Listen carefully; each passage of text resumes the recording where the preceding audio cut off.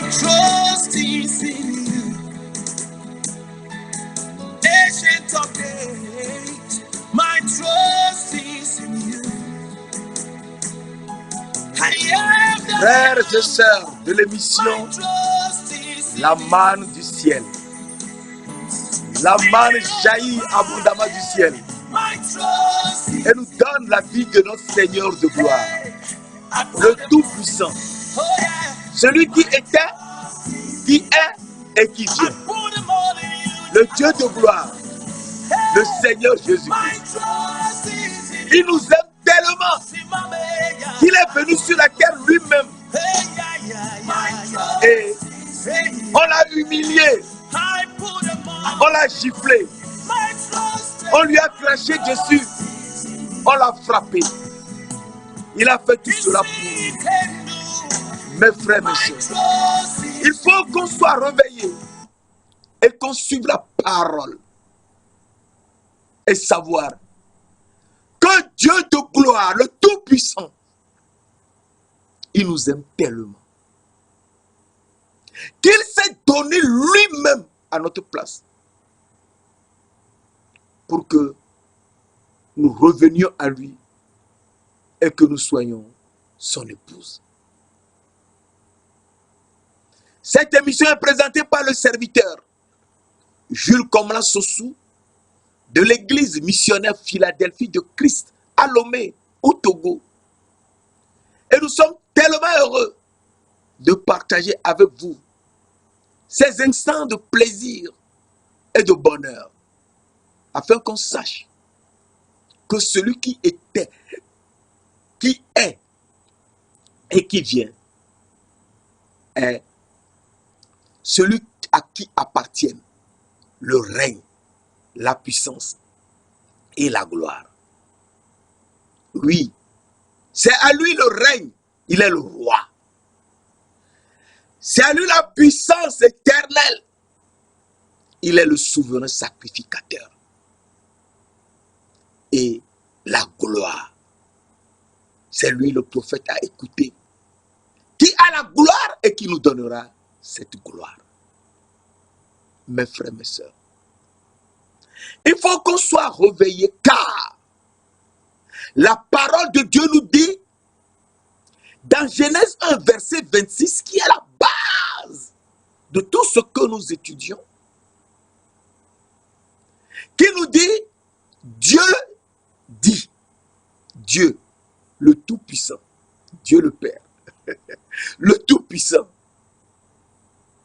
qui est Dieu le Fils et qui est en même temps Dieu l'Esprit Saint. Dieu dit, faisons l'homme à notre image, selon notre ressemblance, pour qu'il domine sur les poissons de la mer, sur les oiseaux du ciel, sur le bétail, sur toute la terre et sur tout ce qui rampe, sur tout reptile qui rampe sur la terre. Et Dieu, dans sa gloire,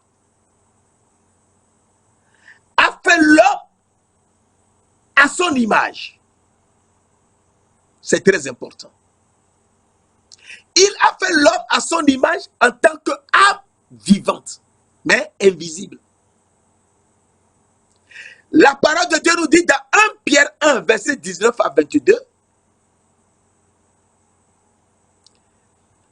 mais par le sang précieux de Christ, comme d'un agneau sans défaut et sans tache, prédestiné avant la fondation du monde et manifesté à la fin des temps à cause de vous, qui par lui croyez en Dieu, lequel l'a ressuscité des morts et lui a donné la gloire, en sorte que votre foi et votre espérance reposent sur Dieu.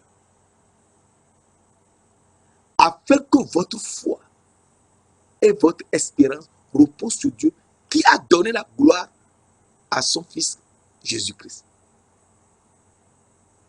Verset 22. Ayant purifié vos âmes en obéissant à la vérité ayez un amour fraternel sincère. Aimez-vous les uns les autres de tout votre cœur. Nous comprenons donc que Dieu a fait l'homme en tant qu'âme vivante, mais invisible, qui était comme morte. On ne voit pas un mort. Et Jésus, lui, il est ressuscité des morts. Et nous étions donc des âmes. Mais lui, Jésus, il est ressuscité. Et Dieu de gloire, qui est ressuscité, qui est visible, a voulu que nous aussi, nous soyons des âmes vivantes, invisibles, mais à qui il fera un corps visible. Et nous serons comme ressuscités. Et Dieu, dans sa pure grâce, qui a fait cela avant la fondation du monde, eh bien, il nous a élus. Dans Éphésiens 1, verset 4, la parole de Dieu nous dit, en Jésus-Christ, Dieu nous a élus avant la fondation du monde. Donc, ce n'est pas une histoire d'aujourd'hui. Dieu nous a élus avant la fondation du monde. Pour que nous soyons saints et irrépréhensibles devant lui. Alors, quand la parole de Dieu nous dit saint et irrépréhensible, cela veut dire irrépréhensible, ça veut dire juste devant lui. Il faut qu'on soit saint et juste devant lui. Et donc, l'homme est élu avant la fondation du monde en Christ pour être saint et irrépréhensible devant Dieu. Donc, nous comprenons que en Jésus-Christ, l'âme vivante est élue avant la fondation du monde et doit venir sur la terre pour être sainte et juste devant Dieu. Pas devant un homme, mais devant Dieu. Et Dieu ayant son plan ainsi, eh bien, il a créé les cieux et la terre. Dans Genèse 1, verset 1, la parole de Dieu nous dit, au commencement, Dieu créa les cieux et la terre. Mais ce commencement n'est pas le commencement le tout début. Il y avait la fondation du monde. Et là, il y a la création du monde. Au commencement, Dieu créa les cieux et la terre. Donc, s'il a créé, donc c'est quelqu'un qui a créé. Et ce quelqu'un qui a créé, c'est Dieu. Dieu créa les cieux et la terre. Donc, Dieu est le créateur. C'est très important de le savoir. Dieu est le créateur des cieux et de la terre. Et la parole de Dieu nous dit, dans Proverbe 30, dans Somme 33, verset 6, l'Éternel créé, les cieux ont été créés par la parole de l'Éternel. Les cieux, les trois cieux qui sont au-dessus de nos têtes, ont été créés par la parole de l'Éternel. Et toute leur armée par le souffle de sa bouche. Et donc nous comprenons que Dieu a parlé que les cieux sortent. Et les cieux sont sortis. Il y en a trois. Il les a créés, donc il est là avant de les créer.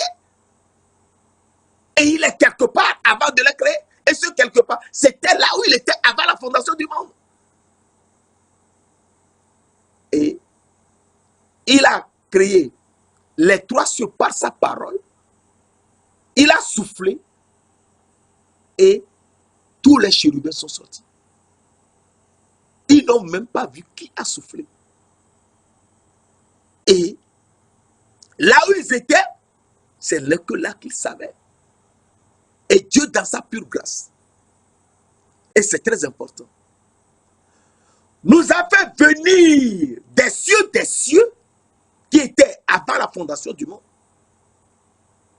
Et une fois qu'il a créé les trois cieux et la terre, et les trois cieux, il nous a fait venir des cieux, dans le premier ciel à son niveau, qu'il vient de créer. Et là où étaient les chérubins. Et c'est un aspect tellement important parce que dans Ézéchiel, nous lisons dans Ézéchiel, la parole de Dieu nous dit, et c'est très important, dans Ézéchiel 1, versets 26 à 28, la parole de Dieu nous dit, au-dessus du ciel, qui était sur la tête des chérubins, au-dessus du ciel qui était sur leur tête, il y avait quelque chose de semblable à une pierre de saphir en forme de trône. Et sur cette forme de trône apparaissait, comme une figure d'homme, placée en haut au-dessus. Donc, la figure d'homme, quelqu'un qui ressemblait à un homme, mais on ne le voyait pas bien, eh bien, il était assis sur un trône en forme de saphir. Donc, c'est un roi qui est assis sur un trône en forme de saphir. L'homme est venu sur la terre porté sur un trône. Donc, il était roi. Oui, il est venu en tant que roi. Et il est venu sur la terre. Il est venu sur une forme de trône en saphir. Et celui qui est venu était une image de la gloire de l'Éternel. Verset 28. Tel l'aspect de l'arc qui est dans la nuit, en un jour de pluie, ainsi était l'aspect de cette lumière éclatante qui l'entourait. C'était une image de la gloire de l'Éternel. Donc, l'âme vivante était une image de la gloire de l'Éternel. Et il était venu sur la terre. Il doit dominer sur tout. Et l'homme qui est venu sur la terre, Dieu a dit quelque chose de très important dans le psaume 8. Et c'est un aspect tellement important qu'il faut qu'on suive sans se presser. Parce que ce sont des notions que nous ignorons rapidement, mais qui sont tellement importantes afin qu'on sache ce qu'il veut en nous créant sur la terre. Il est notre créateur. Alors le psaume 8, verset 5 à 7 nous dit, qu'est-ce que l'homme? Et le fils de l'homme pour que tu te souviennes de lui. Qu'est-ce que l'homme? Pour que tu te souviennes de lui. Et le fils de l'homme pour que tu prennes garde à lui. Tu l'as fait de peu inférieur à Dieu. L'homme a été fait de peu inférieur à Dieu. Tu l'as couronné de gloire et de magnificence. Donc l'homme, qui était une image de la gloire de l'Éternel, effectivement, Dieu l'a couronné de gloire et de magnificence. Donc s'il est couronné, c'est qu'il est roi. Il est couronné de gloire. Donc c'est un roi qui est couronné. Tu lui as donné la domination sur les œuvres de tes mains.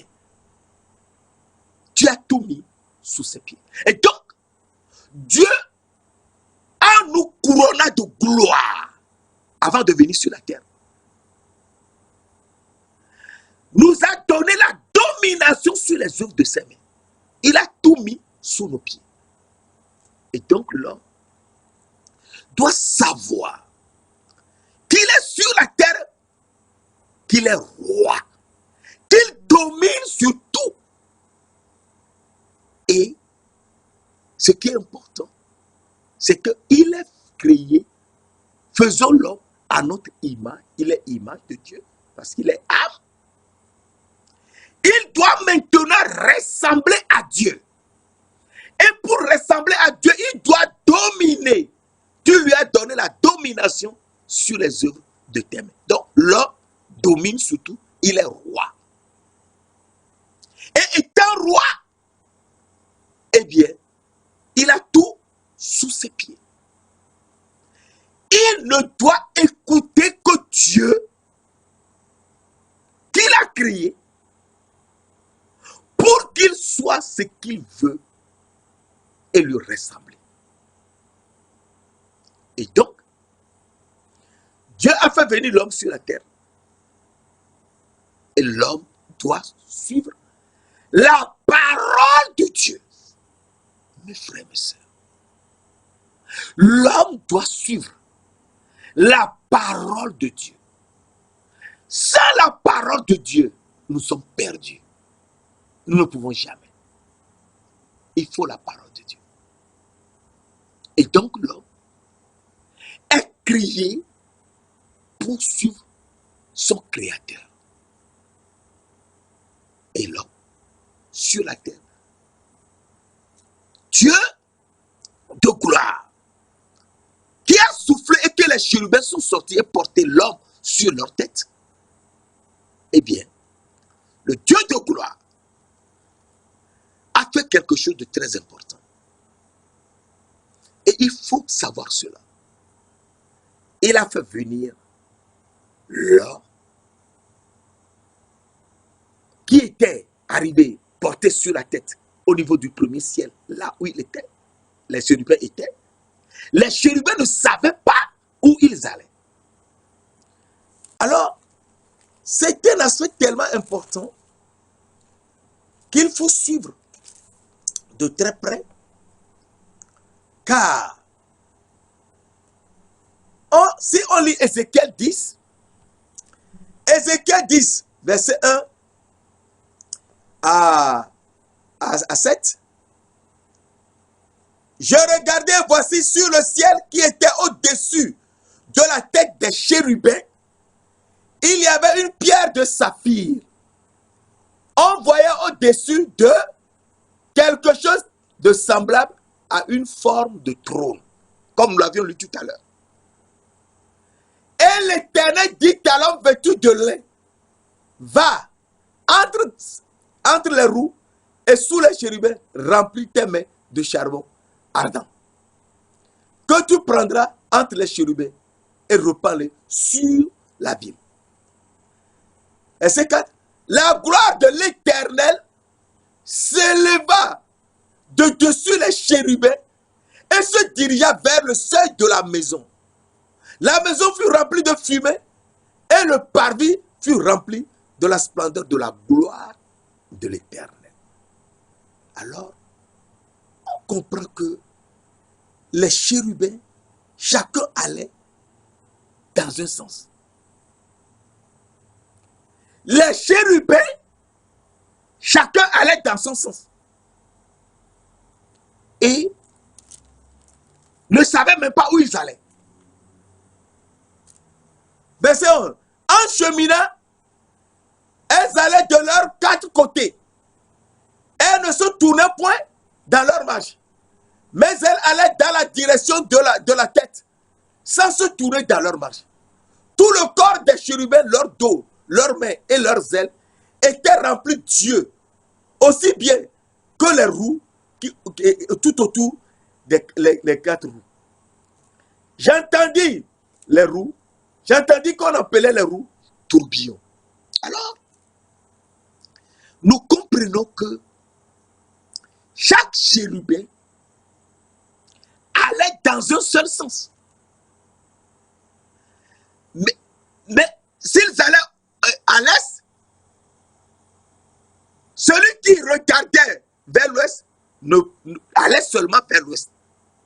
Mais alors qu'en réalité, ils allaient tous à l'est.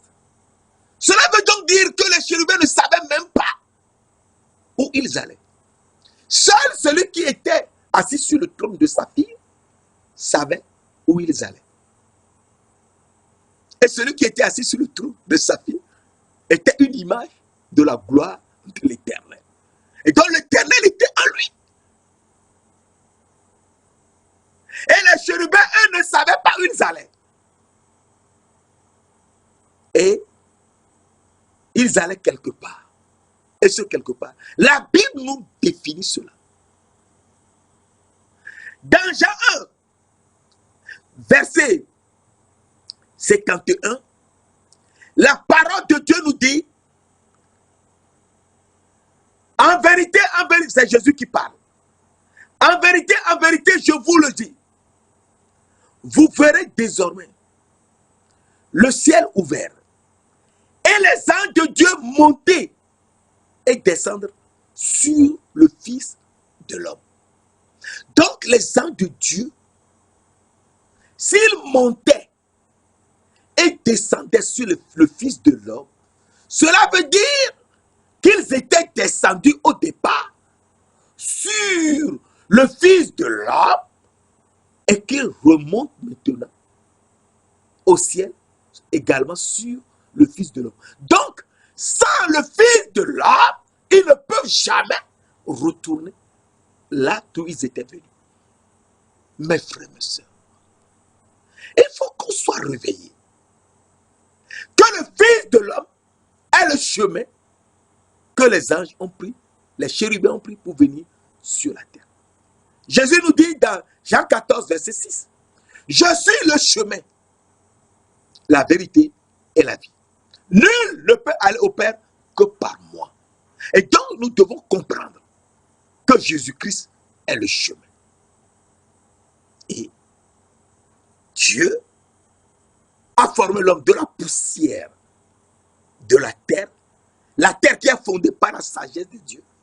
Eh bien, Dieu a formé l'homme de la poussière de la terre. Donc, Dieu l'a formé à partir de sa sagesse. Il nous faut la sagesse de Dieu pour comprendre ce que Dieu veut nous dire. Il souffla dans ses narines un souffle de vie et l'homme devint un être vivant. Donc, visible, il est visible. Et qui a créé l'homme? C'est très important. L'Éternel Dieu forma l'homme de la poussière de la terre. Mais en réalité, l'Éternel Dieu, c'est qui? Dieu est esprit. Et il faut que ceux qui l'adorent en esprit et en vérité. Alors, Job 33, verset 4 nous dit, Job 33, verset 4 nous dit, l'Esprit de Dieu m'a créé. Le souffle du Tout-Puissant m'anime. L'Esprit de Dieu m'a créé. Le souffle du Tout-Puissant m'anime. Et donc, c'est l'Esprit de Dieu qui nous a créés. Oui, c'est l'Esprit de Dieu. C'est très important, l'Esprit de Dieu qui nous a créés. Et donc, si l'Esprit de Dieu nous a créés, il faut qu'on suive l'Esprit de Dieu qui nous a créés. Et nous irons là où il veut. Parce que c'est lui qui a créé la terre. Par sa sagesse. Et là où il veut qu'on aille, si nous ne le suivons pas, nous sommes perdus. On peut dire, je suis riche, je suis cela, mais tu es riche, c'est rien du tout. Tu n'es pas venu sur la terre pour être riche. Tu es venu sur la terre, je suis venu sur la terre pour suivre celui qui nous a amenés et aller en le suivant là où il veut qu'on soit. Mes frères, mes sœurs, il faut qu'on soit prudent. Si on n'est pas prudent, on est perdu. Il faut qu'on suive celui qui nous a créés. Et la parole de Dieu nous dit que Dieu de gloire, un jour a décidé pour qu'on comprenne ce pourquoi il nous a créés. Parce que Adam et Ève, n'ayant pas respecté ce que Dieu leur a dit, ils s'étaient perdus. Dieu a dit, l'Éternel Dieu a donné un ordre à l'homme. Et c'est très important. Dans Genèse 2, versets 15 à 17, Dieu a dit à l'homme qu'il a formé de cultiver le jardin et de le garder. Verset 16, l'Éternel Dieu donna cet ordre à l'homme. Tu pourras manger de tous les arbres du jardin, mais tu ne mangeras pas l'arbre de la connaissance du bien et du mal, car le jour où tu en mangeras, tu mourras. Et c'est justement cet arbre que l'homme a mangé. Et il faut qu'on comprenne un aspect très important. Dans Genèse 2, verset 9, Dieu a dit à l'homme, Dieu planta un jardin en Éden.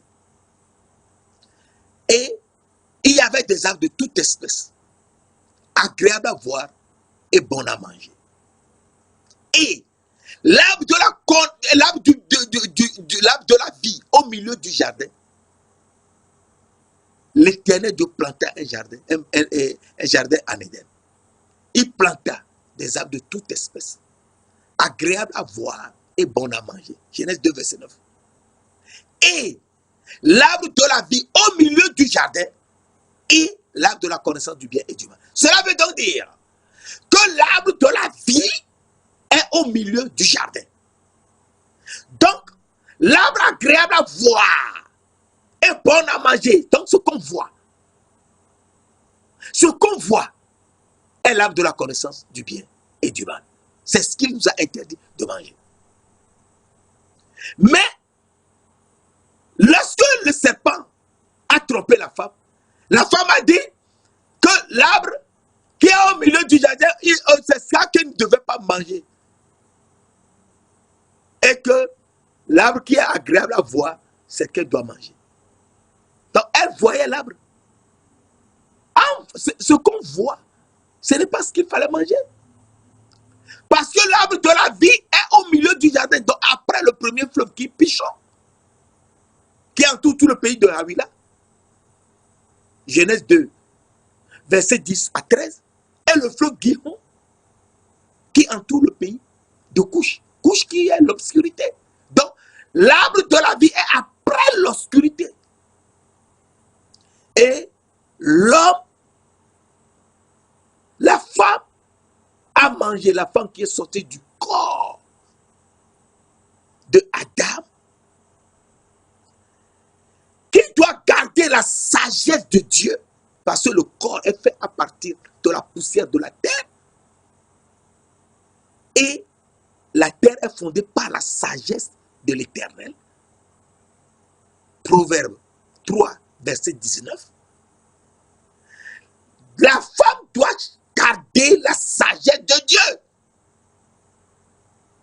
Or, la sagesse de Dieu, Proverbe 3, verset 18, la sagesse est un arbre de vie. Pour ceux qui la saisissent et ceux qui la possèdent sont heureux. Proverbe 3, verset 18. Et donc, la femme doit tout le temps chercher l'arbre de vie, qui est la sagesse avec laquelle Dieu l'a faite, et trouver l'arbre de la vie et être heureuse. Mes frères, mes sœurs, le diable, le serpent, le tentateur, a trompé la femme et elle a mangé l'arbre qu'elle voyait. Or, l'arbre qu'on voit, c'est pas ce qu'il fallait manger. C'est l'arbre qui est après l'obscurité de Gihon. qui est au milieu du jardin, c'est ce qu'il fallait manger. Et a donné à son mari. Adam aussi l'a mangé. Et il est devenu corps. Et les yeux de l'un et l'autre s'ouvrirent. Alors, si on dit les yeux de l'un et l'autre s'ouvrir, il faut comprendre que les yeux avec lesquels ils voyaient avant, c'était fermé. Ils étaient aveugles dans l'âme. Et les yeux du corps se sont ouverts. Et nous voyons dans le corps, je veux être riche, je serai plus riche que tout le monde. Et donc, à partir de là, l'homme a perdu le sens des réalités. Alors un jour, Dieu de gloire a pris Moïse, qu'il a fait venir sur la terre pour cet objectif. Parce que tout, Dieu savait tout avant que nous venions. Moïse n'est pas n'importe qui. Bébé, il était mis sur le Nil et la sœur de Pharaon l'avait vu et a donné l'argent et on a allaité Moïse jusqu'à ce qu'il grandisse. Et on le lui a donné. Et Moïse a vécu dans la maison de Pharaon, qui voulait les tuer. Et donc Dieu, il sait tout. Mes frères, mes sœurs. Et il est apparu dans un buisson en feu à Moïse. L'ange de l'Éternel, qui est l'Éternel et qui est Dieu, est apparu à Moïse et lui a fait comprendre que c'est lui, le Dieu d'Abraham, le Dieu d'Isaac et le Dieu de Jacob, qu'il va le faire partir dans un pays où coule le lait et le miel, qui est le pays de Canaan et de Heth. Et Moïse lui a demandé, s'il allait voir les gens, et que les Israélites qui étaient en Égypte lui demandent, Dieu t'appelle, comment s'appelle-t-il? Qu'est-ce qu'il allait leur répondre?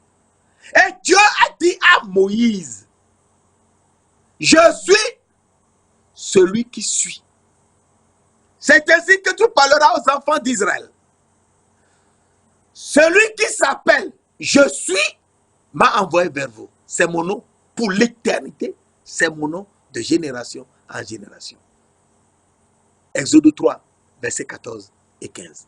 On peut lire à partir de Exode 3, verset 1 jusqu'à 15. Et donc, à partir de là, nous comprenons que Dieu de gloire, le Tout-Puissant, qui est je suis, a parlé à Moïse. Et dans Exode 4, il lui a montré ce que nous sommes devenus et comment nous allons faire pour nous en sortir.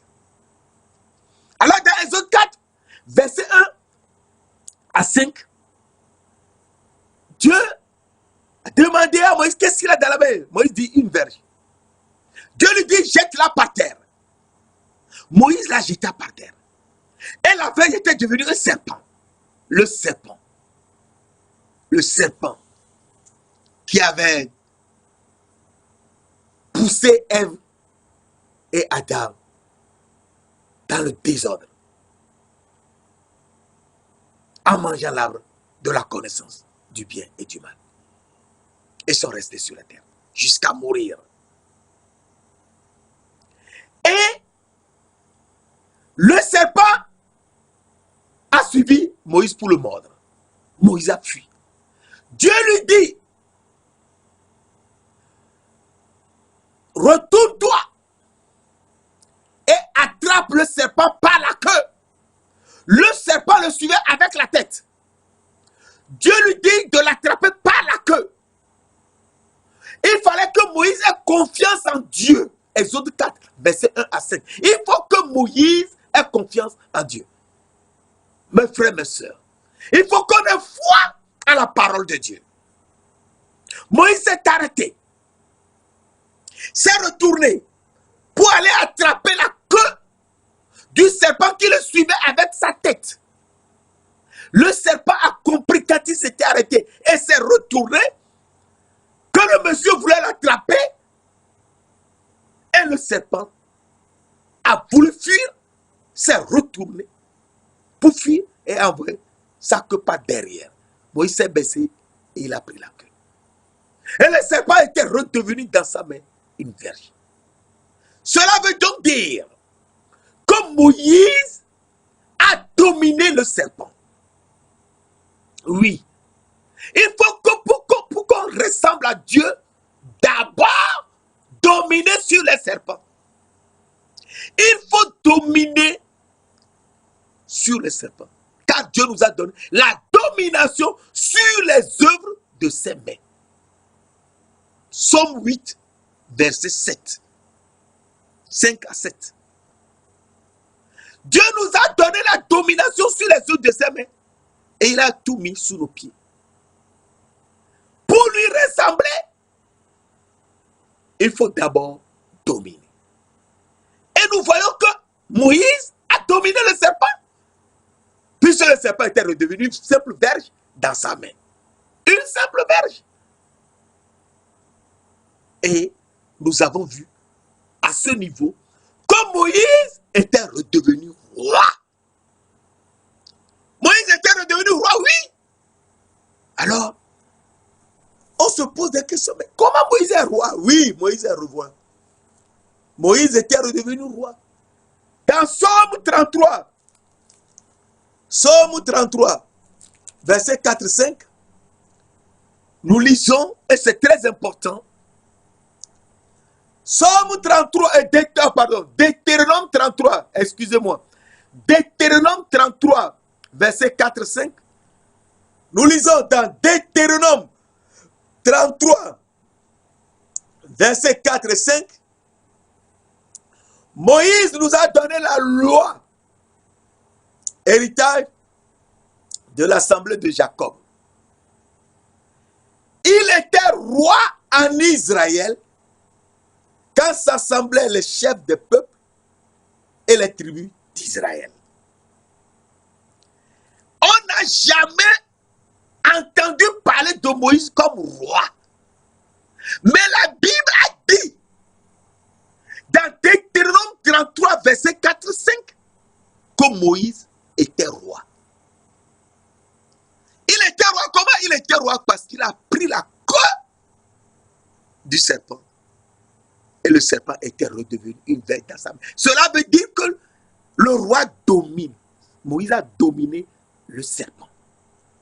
Et toi, mes frères, mes sœurs, il faut qu'on comprenne que Dieu de gloire, à qui appartient le règne, Dieu de gloire, à qui appartient la domination et le règne, nous donne cette domination. Car, il faut se rappeler, Ésaïe 9, verset 5. Ésaïe, jusqu'à Ésaïe. Jésus n'était pas encore venu en ce temps, mais Ésaïe a eu la révélation. C'est une question de révélation. Ésaïe 9, verset 5 nous dit, un enfant nous est né, un fils nous est donné.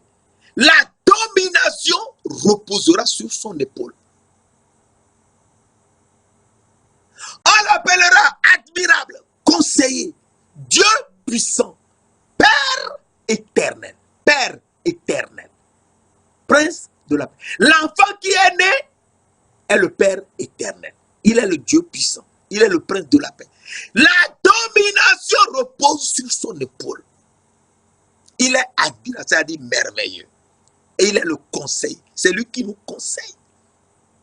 Si tu ne suis pas les conseils de Jésus-Christ, tu es perdu. Il est le conseil. C'est ce qu'il nous dit qu'il faut suivre. La domination repose sur son épaule. Et dans Michée 5, la parole de Dieu nous dit, nous lisons rapidement Michée 5. Un verset très important. Michée 5.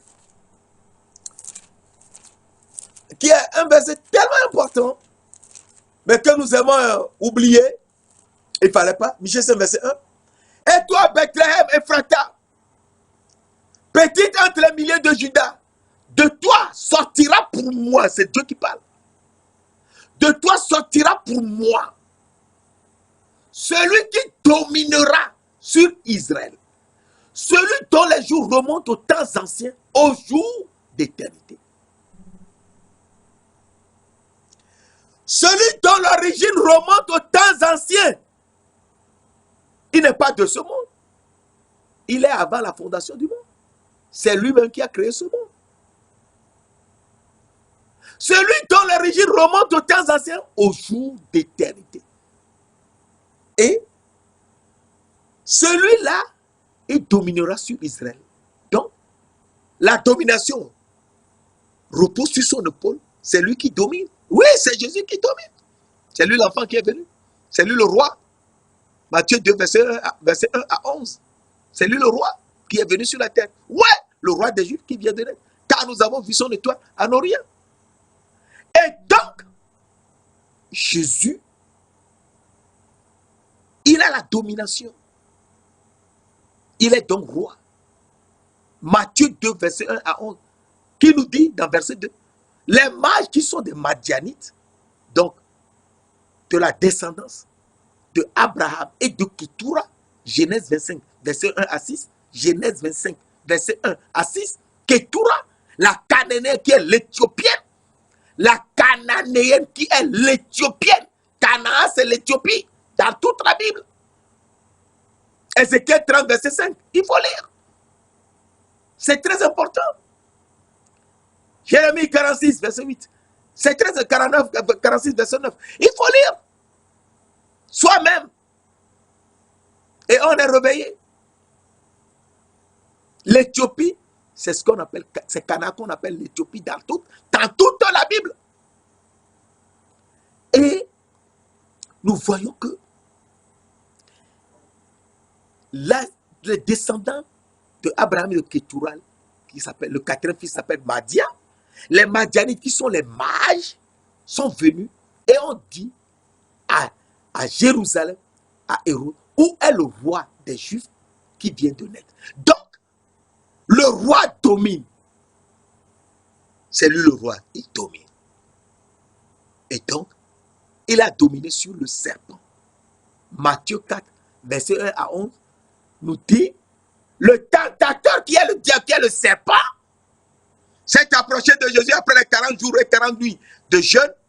Et lui a dit, si tu es fils de Dieu, ordonne que les pierres deviennent des pains. Jésus lui a dit, il est écrit, ce qui est écrit dans la Bible, c'est avec ça qu'on brise la tête du serpent. On brise la tête du serpent. Parce qu'il est venu pour briser la tête du serpent. Et il accepte que le serpent lui montre les pieds. Genèse 3, verset 15. Et donc, à partir de là, nous comprenons que celui-là, qui est le roi, eh bien, il est venu et il a dominé le serpent. Et donc, nous voyons à ce deuxième niveau qu'il est le roi. Il nous faut maintenant à lui le règne. Le règne lui appartient. Donc, Moïse est roi en dominant le serpent et il a le règne. Jésus nous montre ensuite que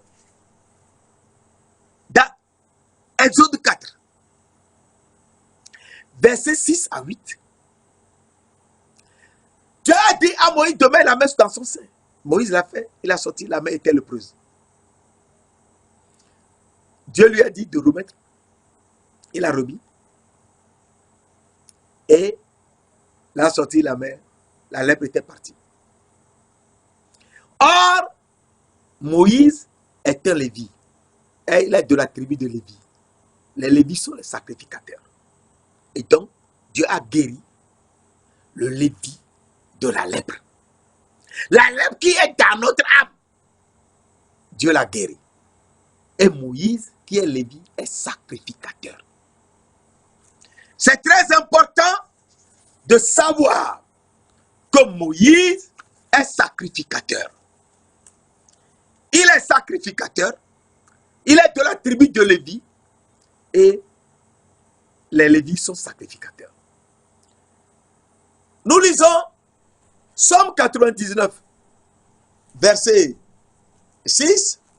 Somme 99, verset 6, qui est un verset très important, mais que nous aimons laisser tomber, Somme 99, verset 6. Moïse et Aaron parmi les sacrificateurs et Samuel parmi ceux qui invoquèrent l'Éternel. Et il les exauça. Donc, Moïse et Aaron sont sacrificateurs. Moïse est sacrificateur. Aaron est souverain sacrificateur. Et donc, ce sont les Lévites qui sont sacrificateurs. Et donc, nous comprenons que les sacrificateurs en Israël sont les Lévites. Et donc, à partir de là, il faut qu'on soit réveillé et savoir que ceux de la tribu de Lévi exercent le sacerdoce d'après la loi. Et c'est ce que la parole de Dieu nous dit dans Hébreux 7, verset 5. Et c'est un verset tellement important parce que ceux des fils de Lévi étaient sacrificateurs en Israël. Donc, Moïse est de la tribu de Lévi. Aaron, son frère, est de la tribu de Lévi. Ils étaient sacrificateurs. Et je t'avais dit la dernière fois que un lépreux est venu à Jésus-Christ. Il s'est prosterné devant lui et lui a dit, Seigneur, si tu le veux, tu peux me rendre pur. Le Jésus le toucha et lui dit, je le veux, sois pur. Et il fut purifié. Et ce lépreux, je t'avais dit que il s'appelait Simon.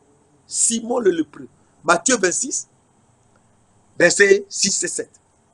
Et ce Simon le lépreux, il est pharisien. Et nous avons vu qu'il est pharisien dans Luc 7. Luc 7, verset 36.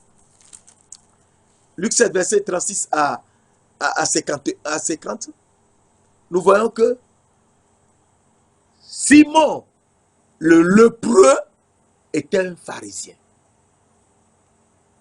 Luc 7, verset 36 à 60. Luc 7, verset 36 à 50. Et donc, à partir de là, on comprend que celui que Jésus a guéri de la lèpre, il s'appelait Simon le lépreux, et ce lépreux est pharisien, donc il est sacrificateur, donc il est Lévi. Il est de la tribu de Lévi. Seuls les Lévis sont sacrificateurs en Israël. Et donc, il a guéri le lépreux. Et donc, à partir de là, Jésus est lui-même de la tribu de Juda. Comment peut-il être sacrificateur? Alors, nous voyons que, tout comme Jésus, qui est de la tribu de Juda, il est venu sur la terre, et c'est très important de le savoir, qu'il est venu sur la terre pour nous sortir des arbres où nous étions tombés sur la terre. Et donc, il est souverain, il est roi, nous l'avons vu tout à l'heure, il nous a fait roi, Moïse est roi.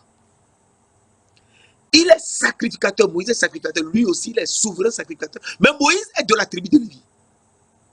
Comment Jésus, qui est de la tribu de Juda, peut être sacrificateur? Alors, il est venu et il est l'agneau qu'on doit immoler pour nous. et il est de la tribu de Juda. Hébreux 7, verset 11 nous dit, Hébreux 7, qui est un verset très important. Hébreux 7. Si donc la perfection avait été possible par le sacerdoce lévitique, car c'est sur ce sacerdoce que repose la loi donnée au peuple, qu'était-il encore besoin qu'il parût un autre sacrificateur selon l'ordre de Melchisédek et non selon l'ordre d'Aaron? Car le sacerdoce étant changé, nécessairement aussi, il y a un changement de loi. Et en effet, celui de qui ces choses sont dites appartient à une autre tribu dont aucun membre n'a été fait, n'a fait le service de l'autel.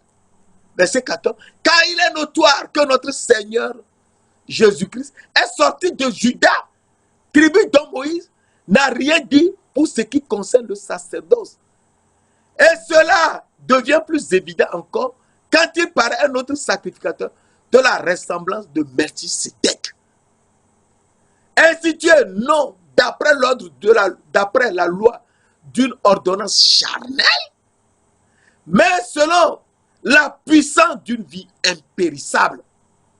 Verset 17. Car ce témoignage lui est rendu.